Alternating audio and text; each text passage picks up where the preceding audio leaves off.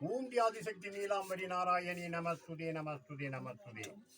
இந்த வீடியோ சேனலிலே முதல்ல இயற்கை நாயனாரும் அவருடைய தன் மனைவியாருடைய சிறப்பை நம்ம ஒரு பெருமையாக சொன்னோம்.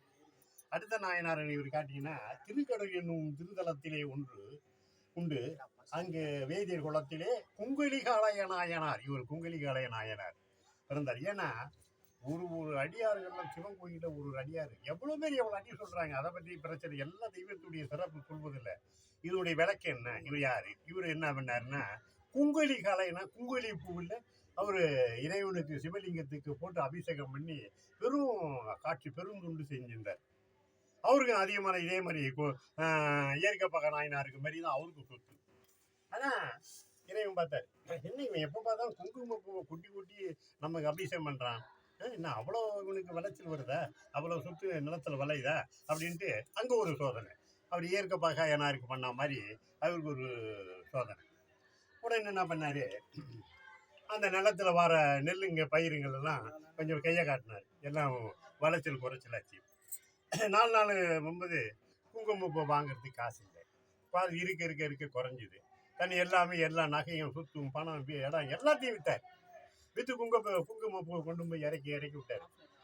இப்படி எல்லா சுத்தம் அழிஞ்சு கடைசியில் உண்ணுவதுக்கு சாப்பிடுவதற்கே 2 நாள் கஷ்டம்.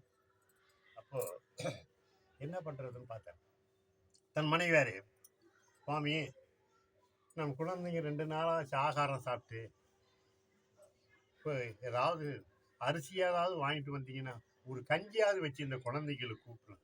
என்ன பெண்ணே இருக்குது, எல்லாம் தாலி போக இந்த ஒரு தாலி ஒண்டி தான் சாமி இருக்கு, இந்த தாலி ஒண்டி தான் இருக்கு.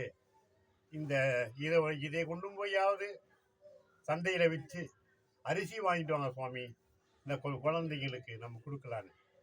அப்போதான் இறைவா, இந்த கயிறு தானே என் மனைவிக்கு இருக்கு, இதுவும் நான் கொண்டு போய் குழந்தைங்களுக்கு அரிசி வாங்கி தரேன்னு சொல்லிட்டு இந்த தாலியை எடுத்துக்கிட்டு வேட்டியில் முடிச்சுக்கிட்டு குறைஞ்சி போகிறார்.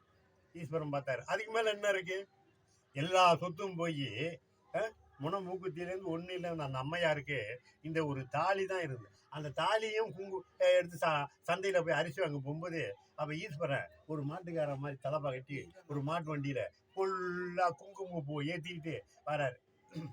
ஐயா மாட்டுக்கார ஐயா, இது எங்கய்யா போகுதுன்னு. சந்தைக்கு போகுது. என்னையா இதெல்லாம் மூட்டை, குங்கும பூவா, இறைவனுக்கு குங்கும அபிஷேகம் பண்ணுவேனே, இவ்வளவு குங்கும பூ போதே, நான் என்ன செய்வேன் அப்படி. ஏன் என்ன செய்வியா, காசு இல்லை உன்ட்ட, காசு இல்லையா, அதை நான் வேட்டியில முடிச்சு வச்சிருக்க, அது தாலி சந்தையில விற்க போறேன், அந்த தாலி கொடுத்துட்டு மூட்டி யாரிக்கிட்டு போ. எப்பேற்பட்ட பாரு இறைவனுக்கு. அந்த தாலியில அந்த மூட்டையில ஒரு மூட்டை தாலி கூட வித்த வாங்க முடியாது. ஆனா அது எக்கச்சக்கமான மூட்டை அந்த வண்டியில கட்டி இருக்கு. இந்த இறைவனுடைய சிறப்பை பாருங்க. அந்த தாலி கொடுத்தாரு பாருங்க, எடுத்துட்டு போ கோயிலுக்கு. உடனே கோயிலுக்கு போய் மூட்டையா இருக்குன்னா அந்த அந்தனர் அங்கேன்னு பார்த்தா அலறாரு. என்னப்பா இது, இவ்வளவு பெரிய மூட்டையை கொண்டாந்து இறக்குறைய அப்படின்ட்டு பழைய மாதிரி அவரு சிறப்பாயிட்டார். அப்படின்னு குங்குமப்பூவே சிவனுக்கு அபிஷேகம் செய்து மகிழ்ந்தாரே, குங்கும பூவே சிவனுக்கு அபிஷேகம் செய்து மகிழ்ந்தாரே, இறைவனின் திருதுண்டே பெரிதாகி தான் தாலியை தந்து மகிழ்ந்தாரே, இறைவனுக்கு இது பெரிய தொண்டே என்று தன் தாலியை தந்து மகிழ்ந்தாரே, குங்கும பூவே அபிஷேகம் செய்து இறைவனை மகிழ்ந்தாரே.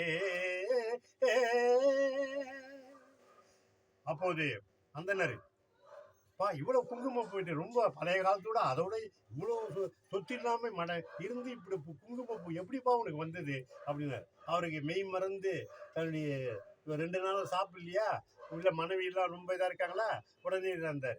உடனே இறைவன் தன்னுடைய மனைவிட்ட போய், அம்மா உன்னுடைய கணவன் சீக்கிரம் சோறாக்கு வந்திருக்கான்னு பழைய மாதிரி அவருடைய அருள் பிரகாசத்தில் வீடு உண்டாக்குனாரு. பையன் அப்பா ஐயா உன் மனைவி சோறு எல்லாம் ஆக்கி வச்சிருக்கா, வீட்டுக்கு போன்னு.